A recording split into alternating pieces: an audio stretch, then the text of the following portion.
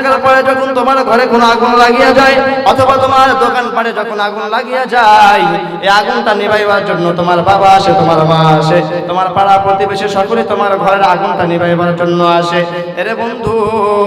যখন তোমার হাসরের ময়দানের দিন তোমার কবরে আগুন লাগিয়ে যাবে, হাসরের ময়দানের দিন যখন তোমার কবরটা আগুনের ঘর হয়ে যাবে, সেই ঘরের আগুনটা নিভাইবার জন্য কিন্তু তোমার বাবাও আসবে না, সেই হাসরের ময়দানের আগুন নিভাইবার জন্য কিন্তু তোমার মাও আসবে না, সেই হাসরের ময়দানের আগুন নিভাইবার জন্য কিন্তু তোমার পাড়া প্রতিবেশী কেউ আসবে না।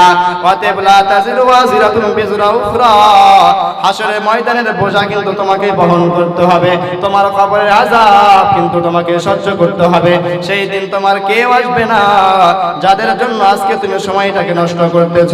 এরে বন্ধু,